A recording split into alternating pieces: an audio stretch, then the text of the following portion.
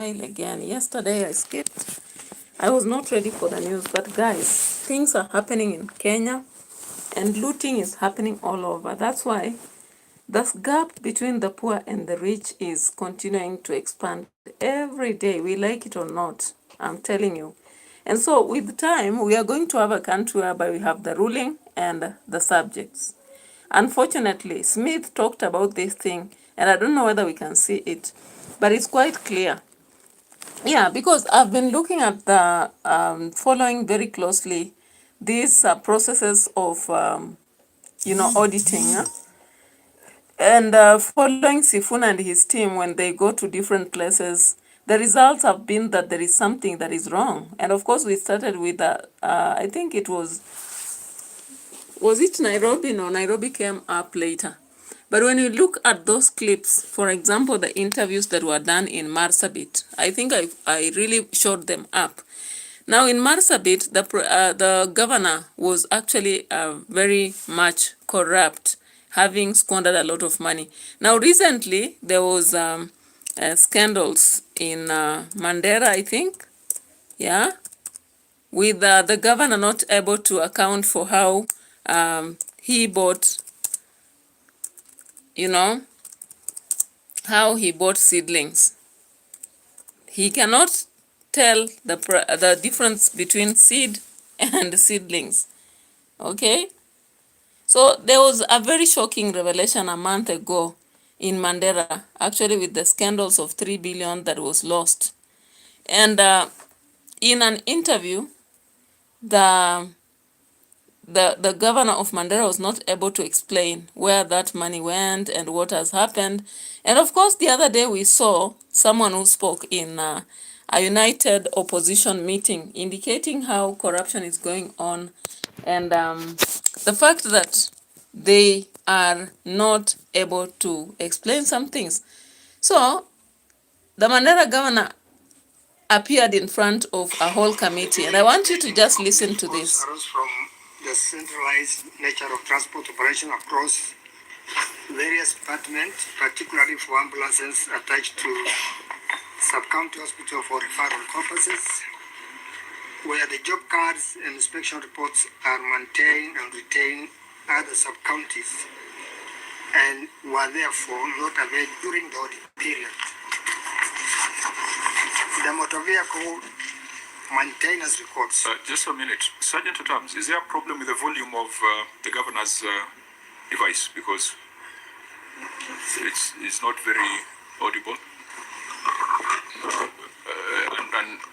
And if the governor is naturally soft-spoken, then you need to amplify the volume so that we can hear it. Am I audible now? Yeah. So the motor vehicle maintenance records, including job cards, inspection and reinspection reports, and updated status reports on the repair vehicles have since been consolidated from the sub-counties and the mechanical departments and are thereby available for review. All those are attached in volume 1 from page 1 to 134. Thank you. Auditor General, volume 1, page 1 to 134. The governor wants us to go through that. You see now the challenges we are going to have in terms of time management. Auditor General, have you looked at those appendices?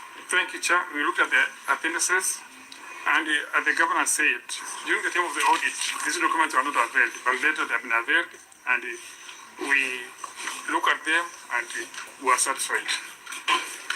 Now, Governor, is there a need for you to take administrative action on your officers? Because if they were required to be present at the time of audit and were not availed at the time of audit and they are coming before the Senate, is that an admission of administrative failure internally? No, not really, but we have discussed this matter, and I want to say that this document, especially the work tickets and the inspection reports, are voluminous document. So it's not very easy to attach to a payment vouchers. What we normally do is we prepare files for those documents. So, but we have internally discussed this as we are preparing this report, and we agreed that we're going forward, we're going to improve so that at least we have an of Mandela. Now that was the issue, or rather the sitting that was involving Governor Khalif of Marsabit. And there are a lot of questions that came up with him talking about a loss of around 3 billion shillings. And he indicated he had bought, I don't know, seedlings and distributed. And I was like, what kind of trees were these that were really transported within Northeastern that were really up to 3 billion. Lensily Minor, hello, welcome to the channel. Thank you so much, and everybody else watching. So guys, the governors are busy squandering money, making a lot of money for themselves because they know maybe they are going to lose in 2026, or they know very well that they need to secure money for their future generations. So they are busy doing that, and so they come around a committee and explain things that are not very clear to anybody. And this is a trend that is running out in the country. They want to rush for prayers and appear so clean and pure. They all also want to really, clear airs and prove that money was indeed used correctly. But this is a crime scene. All counties have turned into crime scenes, and no legal action is being taken. We are seeing people actually being interviewed, saying things are not adding up. But as much as this committee looks that they're exposing the crooks, what again is happening? We can't see something happening more than what the interviews themselves. Now just listen to this, and I want us after this, we go see the governor of Kitui, then we'll be watching the governor of Busia. I don't know whether you'll find the governor of Kericho. We are going to take a short while, but in a quick observation, it is clear that they are busy looting. They are busy looting, and that's why they are ready to shoot also. And they can also hoot, make a lot of noise in parliament, and also talk about the rest of the leaders, the opposition, and even support policies that are not worth, because they know what they are doing. Okay? Ivy says, I'm from Kenya, Africa. Ivy, Kenya, we are suffering a lot from what the leaders are doing. Actually, if leaders stopped looting, our nation would be very far. Very far. In a very short period, we would be very far. I don't know what we can do to these people to just stop them from what they are doing. It's unfortunate.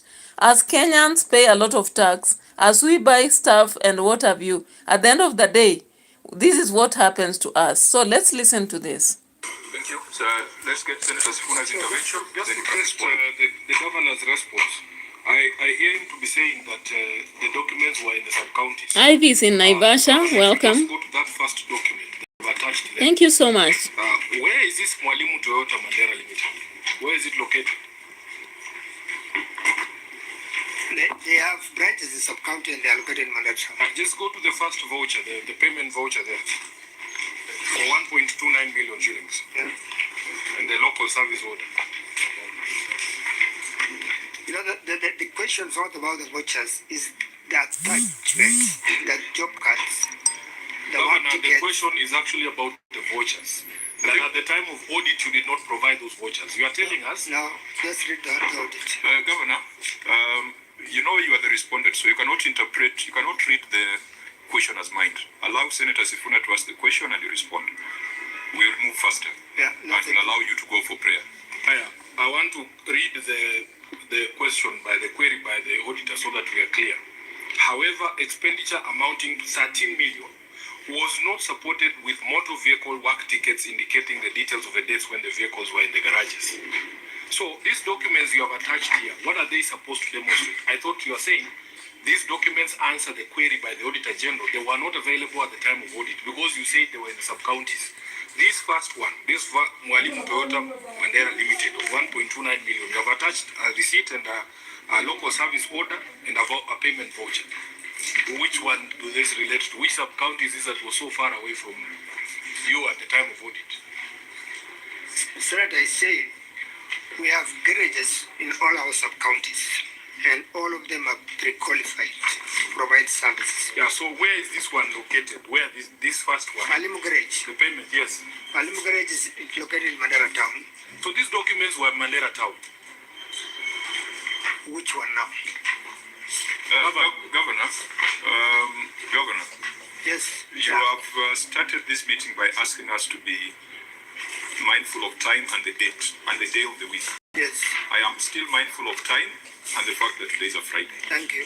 Help us to achieve what you requested by being direct and being relevant in terms of what the senators are asking. Senator Sifuna. Chair, just to help the governor, these documents were in Mandera town. They were kept at your offices in Mandera. So at least for these ones, you should have produced them at the time of audit. You cannot use the same argument for, say, which is your farthest sub-county from the headquarters? Mandera West and Mandera South. Yeah, so your argument should be relating to those far-flung areas. But for documents that were available at county headquarters, you cannot make an excuse for non-provision. Thank you. I think we have discussed this. All right, guys. So, Esther Juma, welcome. Thank you so much for showing up on my channel. I appreciate your presence. If you have not subscribed, consider subscribing to the channel, guys, as we grow on this political reaction. So, you've seen what Mandera situation is. So, the Governor Khalif was actually just trying to take the panel into circles so that maybe he wins the day. I don't know. Now, let's look at the governor of Kitui.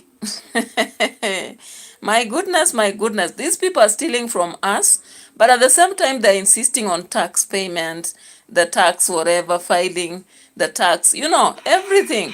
Now, let's look at the governor of Kitui, guys. You And earned, yes, but it is not money in the bank. yes, So the money in the bank is, 425 million.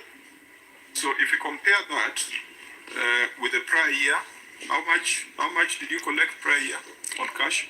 It was 278. Not 264. Oh, okay. That 278 includes public health units. For the medical, for the hospitals, and for the hospitals is 264 million.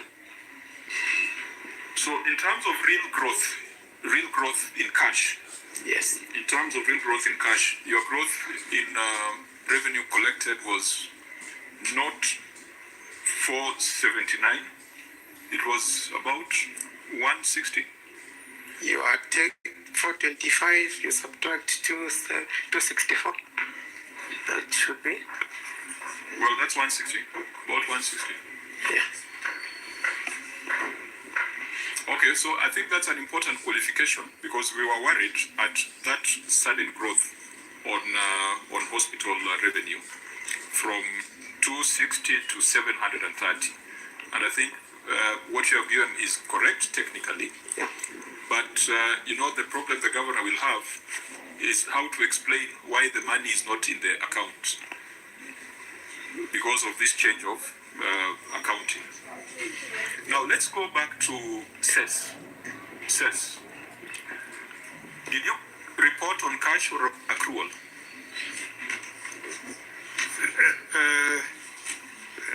Let me ask the Director of Revenue who is here to Okay, report please. on that aspect.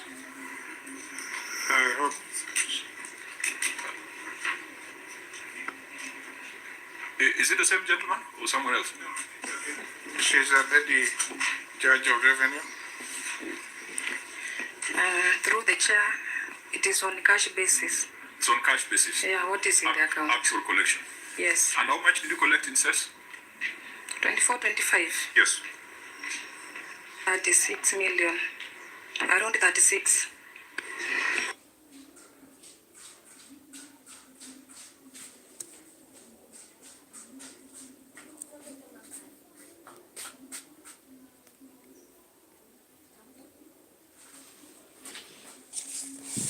All right, guys. So that was Kitui again. People are not even sure about the money they collect and where they take the money, how much is in the account, and even if it's there, why the differences. They don't actually show that, you know. So when you are paying, it's like you are paying it should have been taken from that allocation.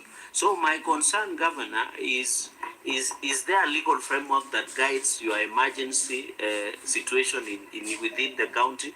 Maybe the MCS will be able to clarify. And finally, on this 2%, even if it is 220 million, I think it's too little to give 20 million. Should be have even 1% of the entire allocation. And by the way, you have indicated, Chair, in this response that there is support from the national government, from donor partners. So how much contribution, I know this is a concurrent function, how much contribution does these other actors contribute in terms of handling emergency such as drought situation in Kitui? I yield back.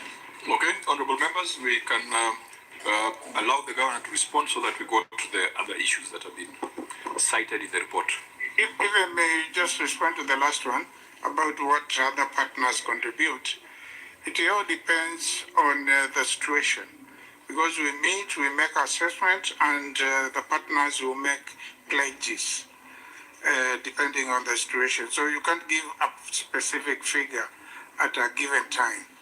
So when, for example, the rains have failed and there is anger, assessment, technical assessment is made by the National Drought Management Authority, and a report is discussed, and partners, including the national government, put in money in the kitty. And the period you mentioned, 2019, and I think the contractor went to court. He was awarded some money, and You have paid. we had to pay because the courts didn't want to listen to any reviews. So we paid to settle so that we can get possession of the site and make arrangements to complete. But the project is stalled. Yeah, it is stored. It is stored. But we have. Do you think is there value for money through the chair for the people of Kitui to wait a project in financial year 2016-2017 up to now? That's not the ideal situation. It ought to have been completed. How much have you allocated on this budget? We have allocated 89 million. So there is a new contractor on site? Not yet. We still have to go through the procurement. Drama everywhere. Now Kitui, again, a project is told, money was put, money was paid double. Now we want to get to see what happened in Tharaka Nithi, and then we come to yesterday's Bungoma drama. You know? Like, how do you explain for buying seedlings at 20 million, guys? Let's look at Tharaka Nithi, then we come back to Bungoma yesterday. There was drama.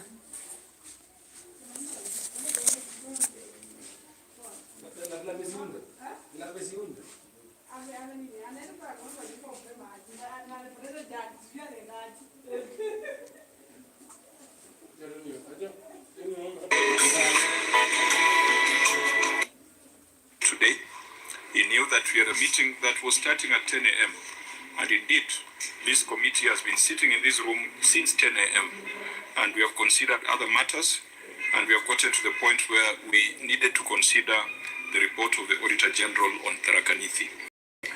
If the governor is not here, that is unprecedented, and we will have to proceed in accordance with the Parliamentary Powers and Privileges Act.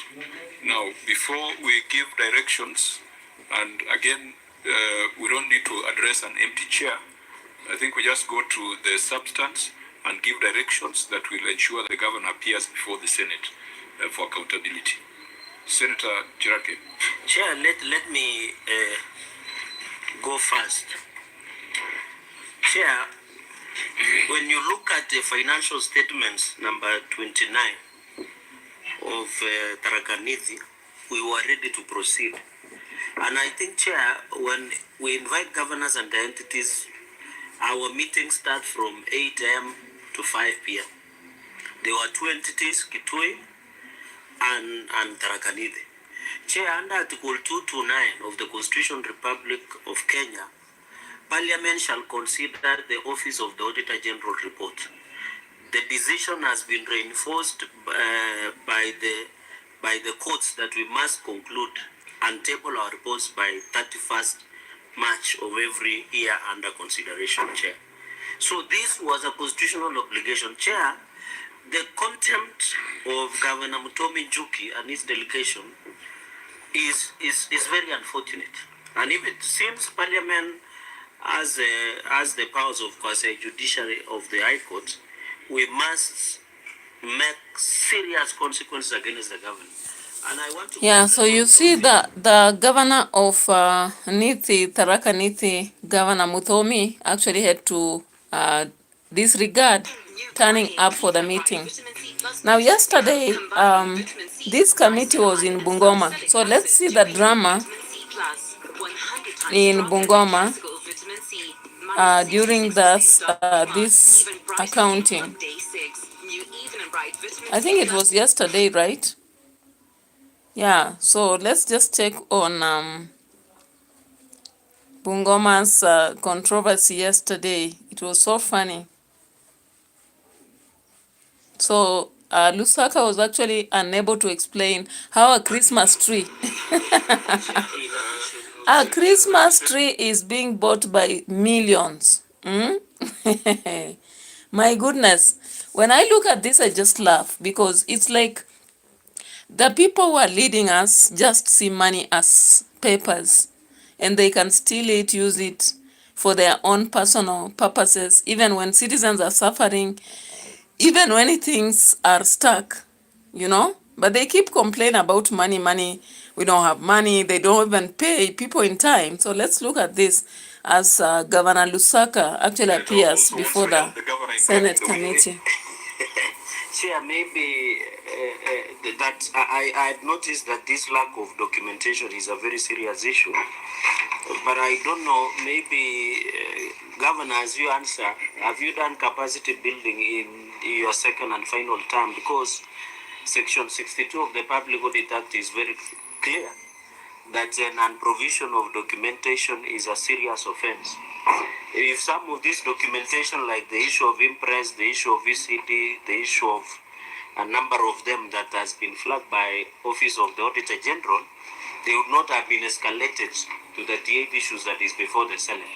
So, Chair, as you, violation of Section 62 in this non-provision of documents is a very serious offense, and I think it will be beyond administrative action, because if Governor will tell us, I'll do administrative action, it means only you cannot a transfer or a warning letter, but that is the violation of the Public Audit Act. So what have you done that the OAG chair is not supposed to be begging for documents? Please give me an impress, give me a voucher, give me a copy of a contract to audit.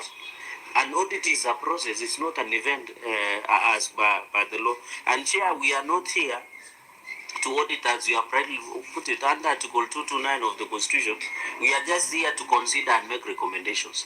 And I think, Chair, there was a question that was asked by a number of people who followed this discussion, that after these issues have been flagged, what next? Yeah, well, I would also wish to know the same. Maybe ESCC, to the governor, and Yeah, other institutions, so that we wish to know the same, because we have been seeing these meetings, but what is the way forward?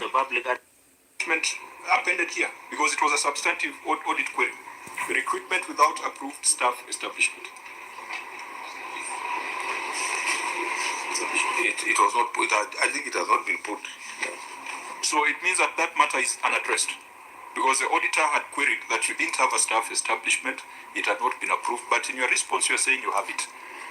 So if you have it, then that figure must be there. Now, Governor, you know, now you need to crack the whip, because we know you have been with us for 5 years. Someone should not make you look like you don't know what you're doing. That information, there must be someone you are employing. There's someone you are paying a salary to have that information. Because I know you are at CEO, you might not have the specifics. Who's that person you are paying a salary to know these things? County Secretary, can you say something? County Secretary, you are being paid a salary to have this information. Tell us, what is your ideal staff complement as per your approved staff establishment? It's not on. Chair, thank you so much. We have a staff establishment. When I came in office last year, we didn't have one, and this matter was actually recurring. We went and we worked on it. The document came to the cabinet, was approved. We have 7,800. The 7,800 or 7,085? 7,085. But as we speak now, because of the issues that are coming up, for example, from the courts, where the court has now ruled in favor of the casuals, and that is around 463. Now we are having excess numbers because the court has directed us to employ them. No, that's not a problem. Yes. That's not a problem. As per your staff establishment, what is your ideal number? It's around 7,800. Are you saying something that is verifiable? You know, if you don't have it, you just tell us you don't have it. Yeah, I don't have the exact figure now, because what we were doing was we were looking at every department, what is the optimal number. Like, for example, health, we have the numbers. So I don't have the breakdown to some. So guys, you realize Bungoma had a lot of red flags also. Like the governor did not have people who could actually show the document of the workers. Now they don't have the actual workers also in the place. And they went ahead to have spent a lot of millions on a Christmas tree. Can you imagine? That is Bungoma for you. Now let's get to also that is Lady Cecily Mbarire. Of course you know her. She was also grilled recently, and I want you to listen to this. You know, it is extremely worrying from my perspective. I just would want to understand the process of project conceptualization in Embu. That we are being told this is something that was awarded on 12th June 2024. This was a project you conceived as an administration. You did not inherit from your previous. Yes, this. We are being told, Governor, you spent 23 million already in this facility. You are the ones who conceived and designed it. Then at some point after 23 million, you say you are not happy with it. No. Take us through the process of conceptualizing projects in your county. Let me explain. Maybe I wasn't clearly understood. When I came into office, I realized that we do the planning, the budget planning was compartmentalized. So you find someone saying, if you give us 25 million, we'll complete this project. Then they go and budget against the 25 million. And so anytime I ask, so when will we complete and when can we say we are able to operationalize a particular facility, they start to say we'll need to go back and look at what more works is remaining. So I said we can't plan this way. This is not the way we budget. We must have an end-to-end planning and then budget against that end-to-end plan so that we know if this financial year, if you're doing a multi-year budgeting, you know that if we give 23 million, we'll achieve this percentage of completion. If we give another, and to complete fully, we'll need 60 million, for example. So we'll need 23. The next financial year, we'll do another whatever amount. So I had a problem with the way the department had been doing things in the past, and that is why we found 85 projects that had mushroomed everywhere, but they were not complete because they were giving 1 million, 2 million. It's a dispensary. You have budgeted 2 million for a dispensary. Clearly, you can't. And then we also agreed we must have a prototype dispensary. So when we say we are building a dispensary, it's in our minds. We already know this is the amount likely to be spent to finish a dispensary. In our case, our prototype dispensary to completion before equipping is coming to about 12 million. And we were happy with the design and we approved it. So this has been work in progress, and we had system failures that we needed to sort out, and also change the mindset and the thinking of the planner so that they can be planning end to end.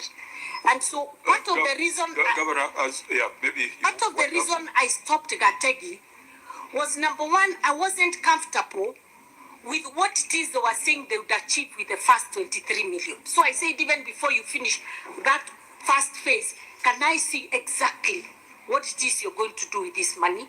Can I also see what the entire project is going to cost? So we went back on the drawing board. And it was just a few months and we were back again. And as I said, and I welcome you, please come and see. It's a beautiful project that Governor, is nearing completion. the answer that we are still looking for is, as per the contract, when do you expect to complete it? As things stand now, what percentage of it is done? We actually at over 60%, because in December when I went there, if 23 million is 60%, it and we therefore, put more money in this it therefore financial means that it will budget, come to 40-something million. it's likely to go to about that amount. But can you allow me to give you the exact figures so that I don't mislead this committee, and the exact percentage, because I was there in December and they were moving pretty fast. Because in so my that view, I give an up-to-date in my view, report. if I was the professor sitting next to you, that would be the answer I would be looking for, not the background. I would be looking, fine, tell me why you suspended, but thereafter, we are at this percentage. This is our expected completion date. This is our expected expenditure. When I listen to these guys, I just laugh at the development of Kenya. Actually, we complain a lot that we don't have money, but there's money. The only problem is how people are using this money. And of course, there was another one on the governor of KERICHO last year. We saw what happened. The governor had done a lot of looting. We also saw the governor of MARSABIT, who had done a lot of looting. We also saw the governor of BUSIA, who had done a lot of looting. I don't want to go into the details of all that. But if you can have time and check on all those moments of the governor of BUSIA with the Senate committee, the governor of MARSABIT with the Senate committee, the governor of Nairobi also, Sakaja, with the committee, the Senate committee, among many others, you will actually understand that governors are busy squandering money, looting and hooting all over the place. But they are not ready to help. No wonder people are fighting for leadership. But they are not going there to lead. All they are going to do is to loot and do their own developments, possibly. That's my conclusion for now. Bye-bye. Let's meet later. I'll go to edutainment for us.